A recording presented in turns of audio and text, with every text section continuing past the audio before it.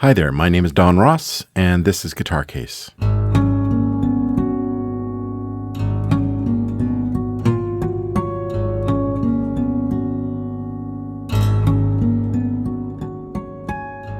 On this episode of Guitar Case, we'll hear part 2 of my interview with the wonderful guitar builder, Marc Beneteau.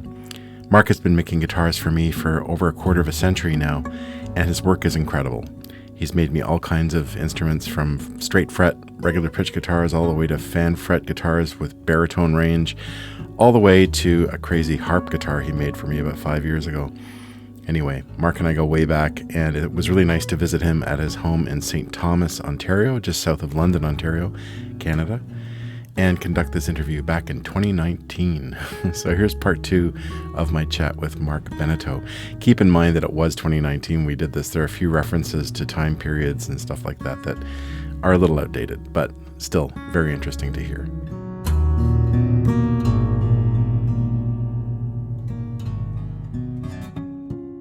I wanted to ask you a bit about artists that you work with. Of course, you and I have a long association, and I know you've also had a long association with David Gillis. Now, yes. A lot of people won't necessarily know his name off the top of their head, but I've known David for a long time. I think I knew him before I knew you. I think I gave him some guitar lessons maybe at some point a long time ago, probably back in the 90s. And then he presented a couple of shows for me in the Niagara region where he lives. Great. And then I know he started playing your guitars, and then he's done some graphic work for you, I think, over the years. He's an excellent. He's not only is he an excellent guitarist, but he's a really good graphic designer with great intuition. He just has a great feel for it. So he designed my website. Yeah. And he also he's always had great input as to what works well from a visualization standpoint, So he's a really, and he's a very close friend. I mean, he's one of my best friends. He's a good guy. I've known him. Yeah, totally. Yeah. I've known him for a long time. And then he also, like, you use a stylized letter B in your headstock, but he also designed like an alternative, that's right, sort of trademarky looking version of the script Beneteau logo. Script logo Yeah. of the Beneteau name in full, which I've got on one of my guitars. And I think the next guitar you're making for me is going to have that as well. I just think it's fun. Do I have to build you another guitar? Freaking hell. Jeez. Oh, man. But the funny thing is that, of course, there's a couple of other guitar manufacturers, I won't mention who they are, who also use a script letter B on the headstock. Yes. And neither of them is a custom builder. Okay. They're factory guitars. Yep. And one of them is really kind of a budget instrument, and so it's kind of funny because I get people making comments on YouTube videos. Oh, look, Don Ross plays one of those guitars, and I say, actually, no. It's not a $500 guitar. It's a very nice instrument. In the 90s, it was probably a $500 guitar. But poor. So David, you work with him, but then he of course has a daughter named Ariana Gillis, right, who has gone on to become quite a well-known sort of Americana singer-songwriter. She's fantastic. Yeah. Fantastic. By the way, I should plug her new album. Sure. Her new album is called The Maze, and I'm blown away by it. I just think it's fantastic. She's such a good artist. I mean, she's really got her chops together. And she recorded that album, I guess, with Buddy Miller. That's right, down in Nashville. It's got a wonderful kind of Americana roots country kind of feel to it. Yeah. Cool. But man, she's worth checking out. Yeah, for sure. So David and his daughter Ariana, and I know that David often plays in her band and stuff like that. Yeah, he does. Yeah, right. And they both play Beneteaus, right? Yeah, cool.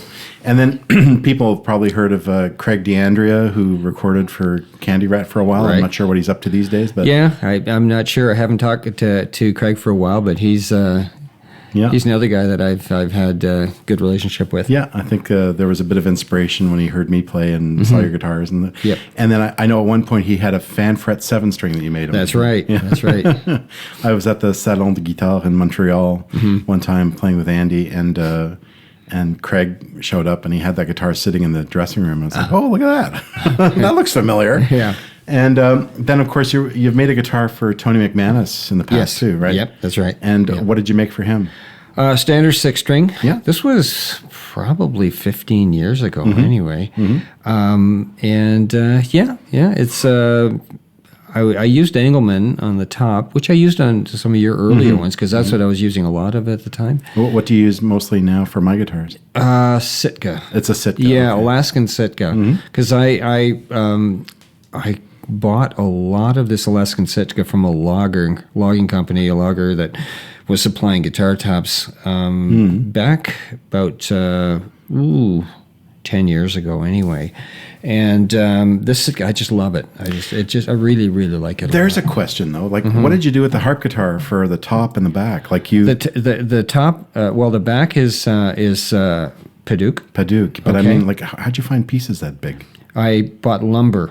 You can buy lumber in Paduch. You can buy lumber that's cut right for guitars, and and I've always had the ability to cut my own tops and backs. Oh, cool! Yeah, I've done that for years and years, right from the beginning. Nice. And so the top, I was lucky because there's a good importer here in Ontario called Exotic Woods in the Oakville area outside of Toronto, and they had this very aged big chunk of Sitka that was quarter sawn, which is, for those who know, that's the way to buy guitar top wood.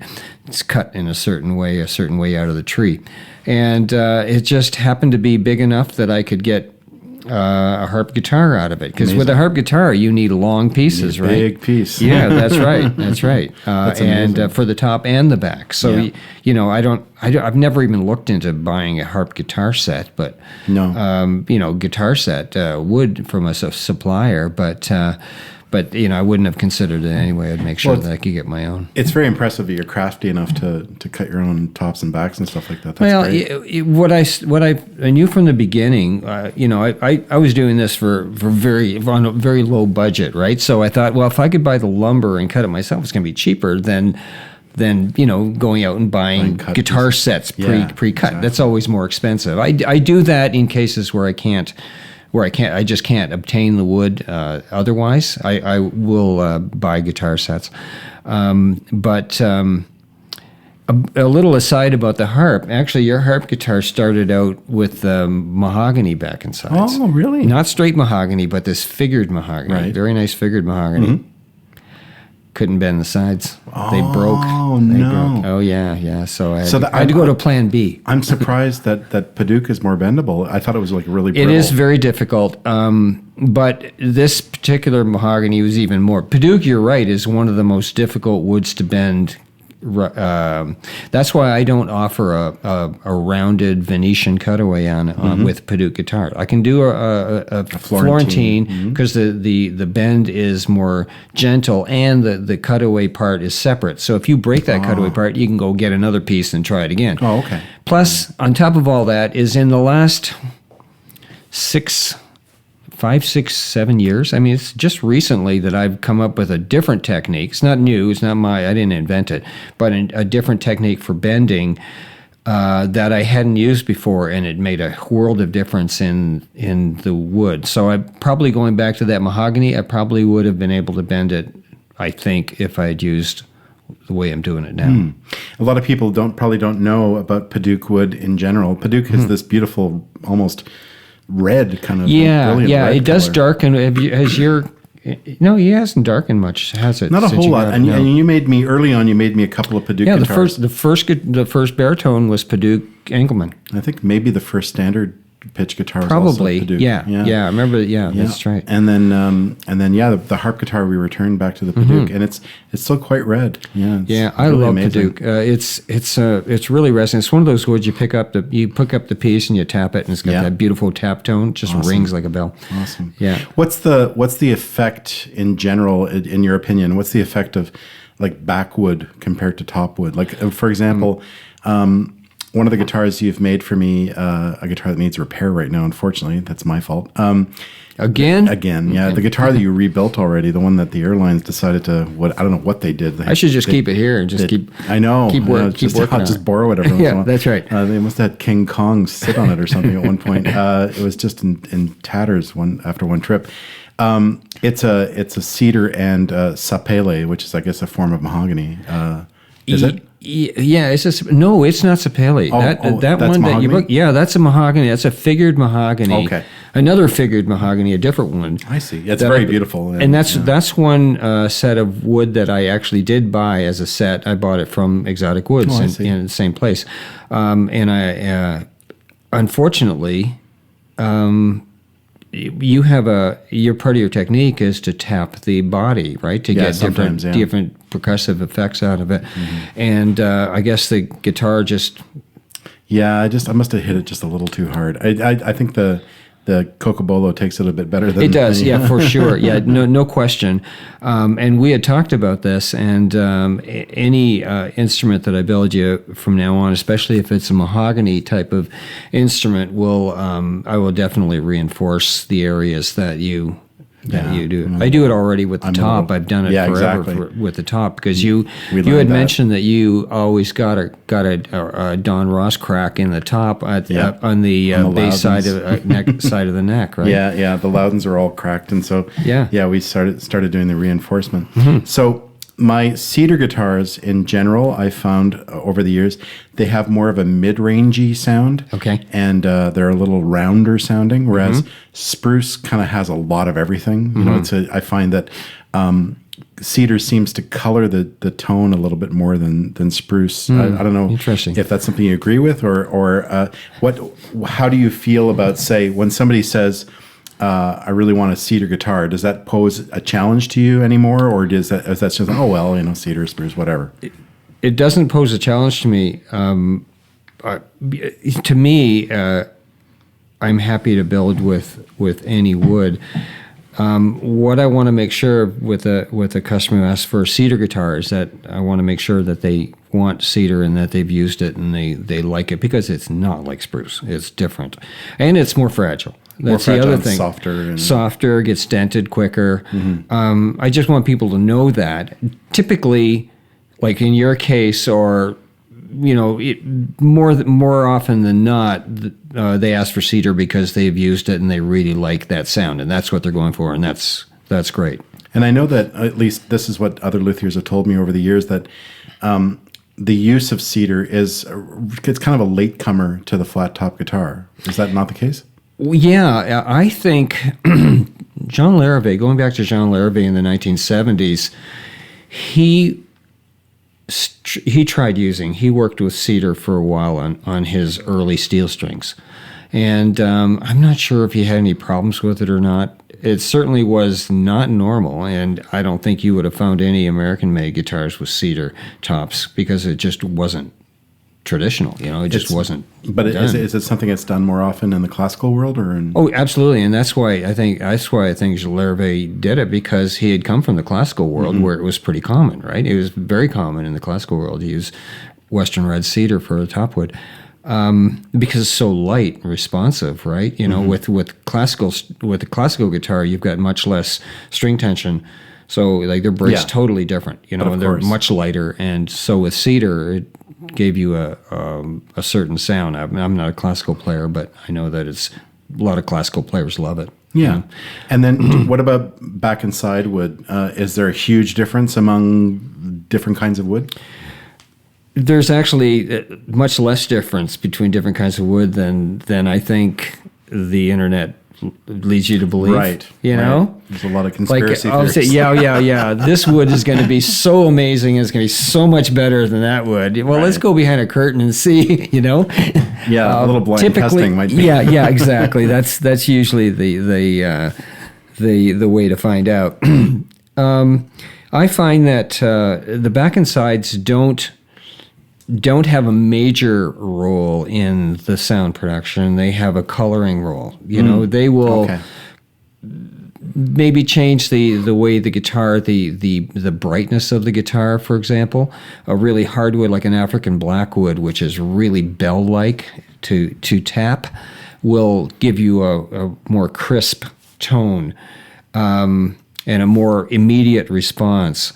Whereas a mahogany, which is kind of much softer wood, walnut, koa, woods like that, they produce more of a softer response, to the back and sides. But the top is really where you're getting most, and that's the oldest thing in the book. I remember years ago I played a guitar that a friend of mine owned, and it was I guess it was from the Martin Custom Shop. So and it was a spruce top and maple back and sides, and it was maybe the kind of the brightest sounding guitar I've ever heard in my life. Like, it just sounded like that maple was being so reflective. It was almost more than I could deal with. But maybe it just needed a few years to sort of warm probably up. Yeah. It'd be interesting to. I've built a few maple guitars over the years, and they seem to turn out fine.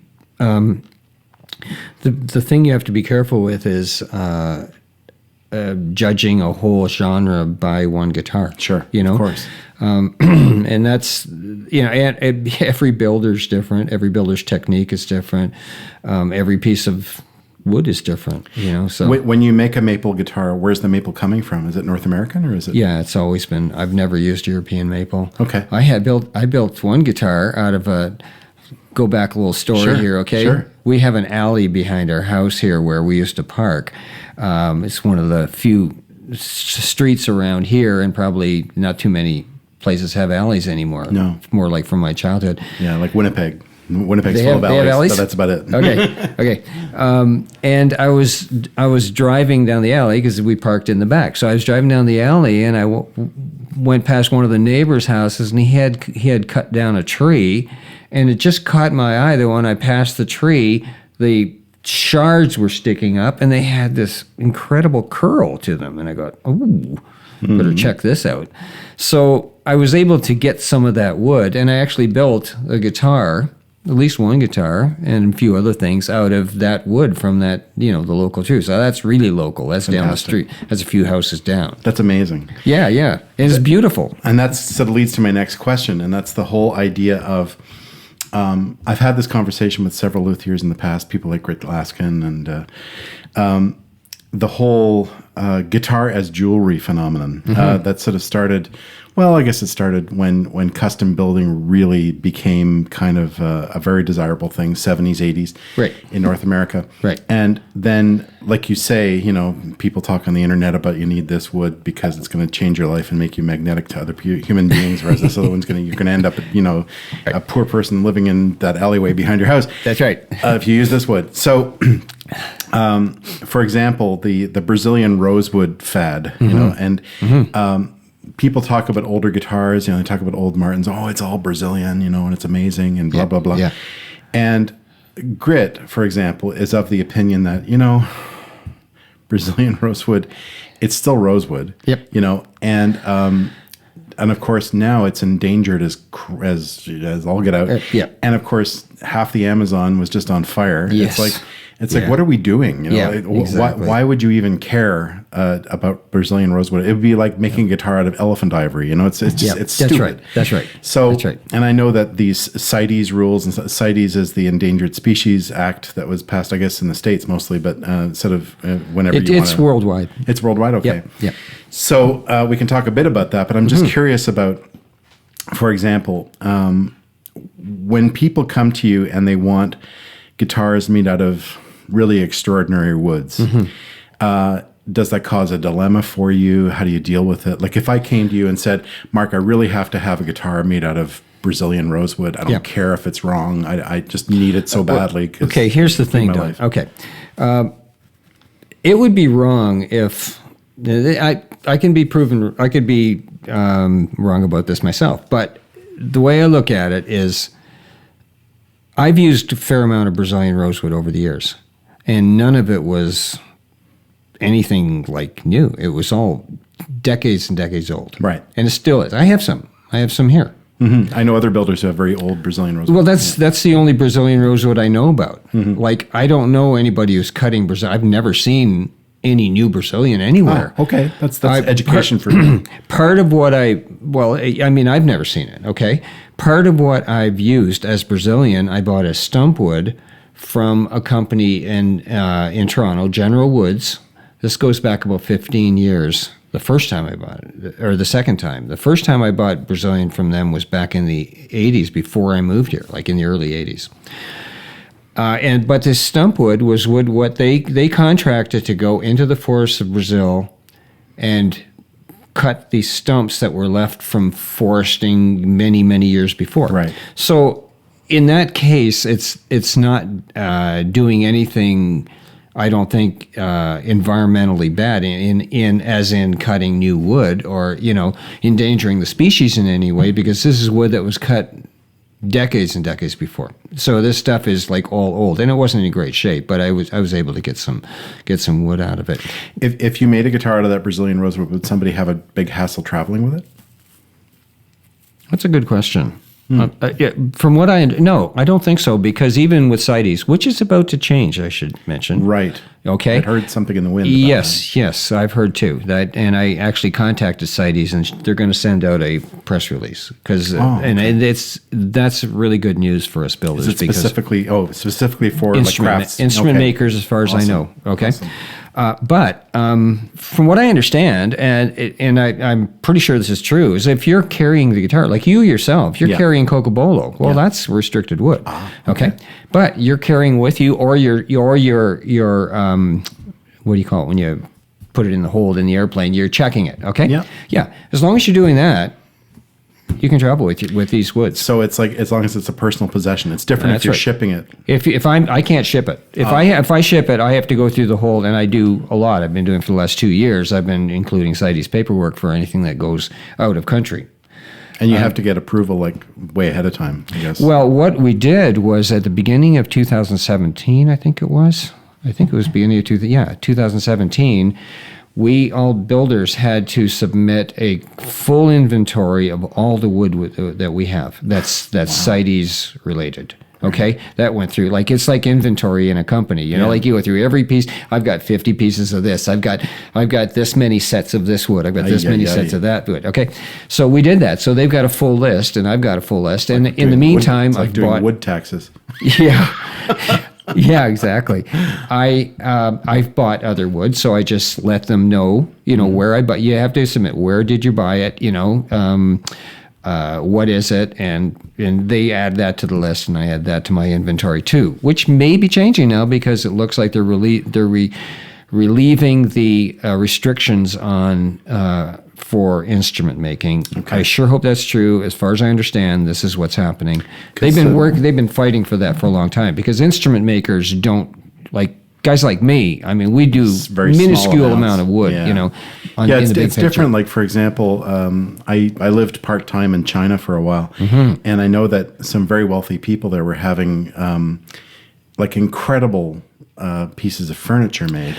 I think that's where the problem is. And these gorgeous mahogany pieces and stuff like that. And I was just thinking, man, that's a lot of wood. Yeah. One sofa would probably have 100 guitars worth of wood on it. Yeah, absolutely. And I thought to myself, that's the real problem, isn't it? That is, and that's what I've heard, is that it's China, and they're just going through tons and tons of wood. Yeah. So that could be changing. By the way, I should mention that my own personal guitar, which you say? The one that's sitting over there. That is Brazilian rosewood, but that's a very interesting story. Yeah.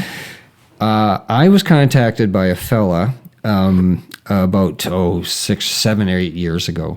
And he said he owned this beautiful 1920s home in Toronto, and they were rebuilding, they were renovating it and taking down the old woodwork. It turns out, he says, I believe that the trim in the one room was Brazilian rosewood, and of course I'm going. That is hilarious. Right, sure. Maybe the Queen would have that, but nobody else. Okay, so he also had mahogany, small pieces of mahogany that I could use for guitar linings and interior pieces and stuff. And so I said, well, okay, I'd like to look at. He was going to come down, passing by, and I met him out at the Tim Hortons for those of you who don't know, Tim Hortons is a Canadian coffee shop. At any rate, I was meeting him, and we met in the parking lot, kind of like a drug deal. And he I pull up, and he shows me the mahogany. I go, okay, so we negotiated a deal. I got it for a good price. And then he brings out here's a picture, here's a couple pieces of this wood. And I look at it and go, holy shit. It's Brazilian rosewood. That's amazing. Yeah, and so they had a big pile of it, and I traveled up to. It was a beautiful home, and I traveled up to this house, and they had it all stacked in the basement, and I passed on. I bought enough for one guitar, and then. I decided that, the thing with Brazilian is it's you can't just sell it. You can't ship it anywhere. Like, it's beautiful stuff. I love Brazilian roses. It's beautiful wood, and it usually sounds really good. But I passed on it. And then I ended up buying another. The guy who bought it sold me enough for one more guitar. So I have 2 sets out of it, but that's my own guitar. I thought, what the hell? I got it. Might as well use it. Sure. Well, years ago, I used to own a commercial building in the little town I lived in Cannington, Ontario. Right. It was an old bank building, and I bought it and turned it into a cafe. Lost my shirt. But anyway, one of the more interesting things about it was that when we took a lot of the paint off some of the trim, because we were going to refinish things and make it look really nice, my friend Matthew was taking this paint off, sanding it off. He goes, Don, look at this.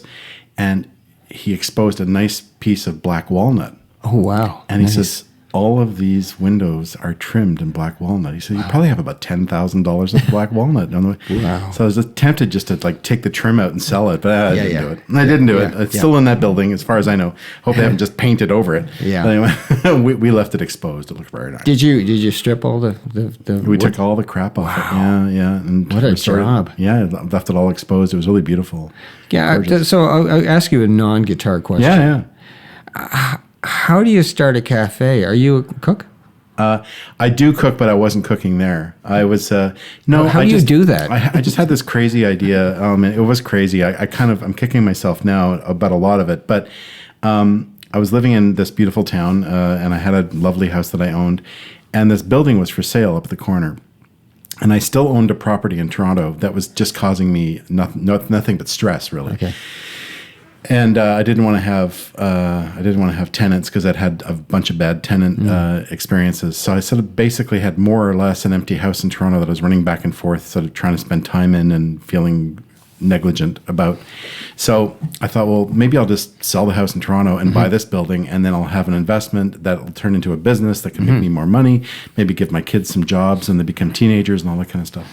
So it used to be the Bank of Commerce. I had a Wow. the CIBC. I had a bank account there when I first moved to the town. Wow. And then they pulled out, and then it became the next people who bought the building turned it into a gift shop. And then they ran it as a gift shop for about 10 years. And then they put it up for sale again. And so I thought, it's a beautiful building. It was in incredible shape. It was a bank. So it was built to withstand whatever, And it was built, I guess, in the early 20th century. All brick. It still had the vault in the back and the whole thing. And it had an apartment upstairs that you could rent out if you wanted to, blah, blah, blah. It seemed like a really good idea at the time. So I bought it, and then I sunk about, $50,000 into turning the inside into a really beautiful sort of Italian-style cafe. Wow. It was spectacular. And it was it was just before smartphones. So I took all these digital photographs, put them on my Yahoo groups, and I don't know if that page even exists anymore, but that's the only visual record I have of it. It was a beautiful place, but it killed me. I had it open for a year and a half, and I lost so much money. Man. And basically, I just wanted there to be a really good coffee place in town. Yeah, and I'd do concerts there. Like I had friends play, or passing musicians come and play. Yeah, you had some guitar. What do you call those? Guitar weekend. Yeah. I would teach them there in the space and have the concerts there. Wow. And then we started serving food regularly, mostly at lunch. We just sort of did lunches, but it was not viable. I needed it to gross at least twice as much as it did in order to make any profit at all. So I was basically running it as a charity. Wow, that's not good. No, but it was fun while it lasted. Yeah. Are there any other interesting artists that people may have heard of that have inquired even, or that you've built for? Dustin Furlow. Dustin Furlow, of course. Yeah, he's doing lots of stuff. He's very supportive, and he's he's very active online, doing lots of stuff. And he really like spreads that. the word about your guitars. He does, yeah. And he's a really nice guy. Great. I don't know if you've met him or not. I think I met him really quickly once. Yeah, he's a really cool guy. I did the Woodstock Wood Show last year, which was really fun. Went up to Big Pink. We actually, I took a picture of Gail sitting in a chair out in front of Big Pink. That was fun. Did you go to Yasgur's farm? No, it's far away. It's far away. It's in Bethel. It's not close. Yeah. We had a hell of a time finding Big Pink because it's back up in the hills. It's really difficult to find. It's still pretty unspoiled around there. Yeah. We loved it. It was a lot of fun doing the show, and that's the neat thing about Woodstock is it hasn't become it hasn't. It's like it hasn't grown. It's still very rural, still very kind of artistic, and Does Bob Dylan still live there? I don't think so. No? I don't think so. He lived there for a long time. Yeah, he did. Yeah, in the band. Yeah. Do you do a lot of guitar shows? Like, I stopped for a while. I was doing more. I did Healdsburg several times in California. In the 2000s. Yeah, I did 3 of those. Did Montreal a couple times. Okay, and then I stopped for a few years. But 2 years ago, I did. 2 years ago, I did LaConner, Washington, which was a really nice show. Brent McElroy and his wife Shirley put that show on. Brent's a great builder. Nice. And that was a nice show. It was small, beautiful setting. I just love it out there. And very friendly, and they put on a great show. The food was unbelievable. I don't know if you've been to these shows, but you've been to a few. I've been to some of them. Yeah, I don't really remember the food at any of them, but no, you wouldn't. I know because I went to Healdsburg. Yeah, and I demoed your guitars. When you you did. At Healdsburg, yeah, that's right. And in California, and then I was at the Salon de Guitare in Montreal a couple of times. And so I played that, and they did like quite large shows at that, performances, as well as the trade show kind of thing. I'm doing the one in Quebec City this year. Which one? It's called Salon de Guitare Québec. Okay. So that's at the beginning of November. Okay. And I just did the one in Vancouver, the Vancouver International Guitar Festival. That's how was that? Meredith Coloma puts that together, young builder out there. Yeah. It's good. I had fun. It's still getting going. Like it's only in its like third year or something. Yeah. The trade show itself seemed to be quite well attended, and the builders were coming from all over. I saw builders I knew from Montreal there and from Germany and all kinds of places. And the performance space is sort of an alternative space. It's the Sarah McLaughlin School of Music. Oh. Meredith is, she's really doing a good job, and she has a sort of a business partner, Shaw Salzburg. So he sort of acts as an advisor now in sort of semi-retirement. So it was a really cool little thing. So I'd like to do that again one day. Maybe it'll continue to grow. And then, of course, there's the one in Berlin, the Holy Grail, and all these fancy ones that I haven't been to yet. But there seem to be a few really good ones. I know it's obviously very expensive for a builder like yourself to attend. It definitely is. Yeah. Woodstock was much less so because we were able to drive there. Drive it, yeah, which was great. But going to a show like the LaConner one, which we're doing again next May, or like Healdsburg, that's an air flight and a hotel and car rental and the table, like just renting the space is expensive. So it ends up costing a lot of money. Do they do performances at all or showcases? I have not on every one, but sometimes I'll link up with a player who will, do. Because I tour. You mean like I tour the a demo? lot. Yeah, I tour a lot, so that if you're going to be there in May, I could say, well, I could get a gig in Vancouver and zip down or something. Yeah, and that's for sure. That would be great. The Vancouver show is interesting because it's so close to LaConner. So I had to kind of I don't know what and the Vancouver would probably be fun, but I've committed to LaConner to go back, and we really did enjoy it. So the setting in Vancouver is fantastic. It's right in the Olympic Village. Really, it's right on Falls Creek, and it's really beautiful. And it's a nice building where they've got the sort of trade show set up. Maybe we'll go out there next time. Yeah, that'd be cool. Well, I can't thank you enough. You've given me a lot of your time. I really appreciate it, and I'm sure the listeners really enjoy getting to know you better. People are always asking about your instruments. They're always asking me about that weird fan fret system. I played a gig the other night in Peterborough, and the sound guy came up to me afterwards. He says, wow, the combination of that guitar and that pickup system, the K&K system I put in your guitars, he says, you've really got it going on. He says, that's the best sounding plugged in guitar I've ever heard. So I was just like, cool, you know. Which K&K are you using? I'm using the Quantum Trinity setup. Okay. So so you're using the one with the big external. Yeah, with the blender. Yeah. I mean, you can get the same setup in the guitar and then use the small outboard thing. Right, that's right. You can actually clip that onto your belt or whatever. Yeah. The problem with that, for my purposes, is that it's very hard to get in there and change the settings. You can sort of come up with a master setting, that a master blend and a master EQ that sort of works in most You're not rooms. talking about the onboard, No, thing. No, you're talking about the external one, right? Yeah, there's like two versions of the external one. There's the big one called the Blender, that's the right. Quantum Blender. And then I've got them both downstairs. They're both for guitars I'm finishing up right now. Yeah, I've got one of each. So I like the Quantum Blender, even though it's kind of larger. I mean, it's not that big. It's like not even a half rack size. It's still quite small. It's like the size of 2 packs of cigarettes or something. Right. But I know a lot of people don't like lugging them around, but I lug 3 of them around on the road. They're not that bad. Yeah. And they work really well in terms of balancing the sound. And I mean, it's the best. It reflects the actual acoustics properties of your guitar much better than any other system I've heard. Yeah, interestingly, people ask me all the time about pickups, and No doubt. I am not a pickup guy. Like I put them in, but then the guitar's gone. So I haven't really studied that aspect of it, and so I leave that to guys like you. But what I always say is, I install more K&Ks than anything else. Yeah, well, there's a good reason for that, but it's the honest truth. I mean, I've been using it was actually Michael Greenfield who turned Brooke onto the system for one of her guitars. And then when I heard it, I went, oh my God, that's insane. Because every other system I've heard, the pizza pickup is really quacky sounding. And then, you know, you're trying to fix it with either a magnetic or a microphone or something. And nothing really turned my crank. Right. And for years I had all these other systems that. Yeah, you've gone through lots of different. Yeah, and I was just like, oh, it was never great. And then finally, I heard hers, and that kind of changed everything. And so I started putting them in all the guitars you made for me and other guitars that I had.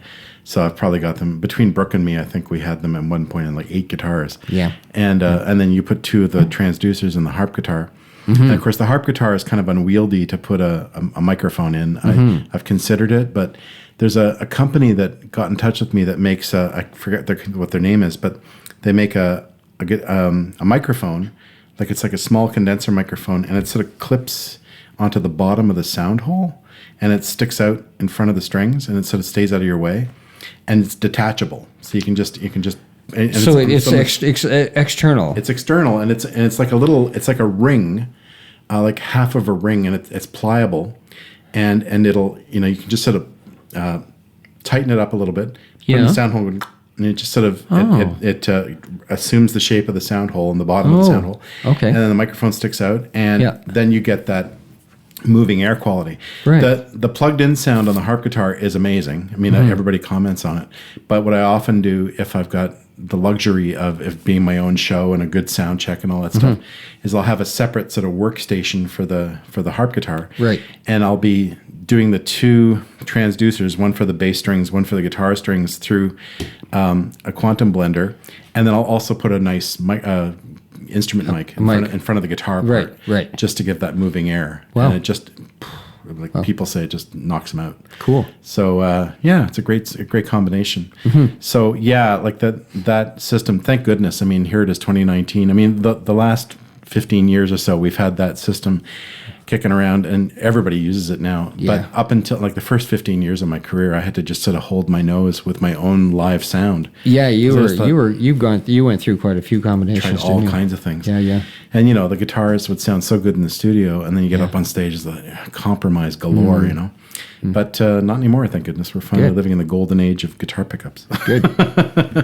Thanks, Marc Beneteau, for being here.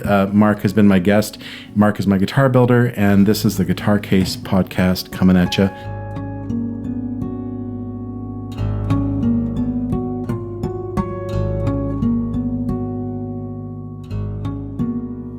And And there you have it, the second and final installment of my interview with Marc Beneteau. Hope you enjoyed that. Don't forget that if you're interested in improving your guitar chops, check out my website, the Don Ross Guitar Academy. It's a great way to start at the beginning if you need to start there, or to start in the middle.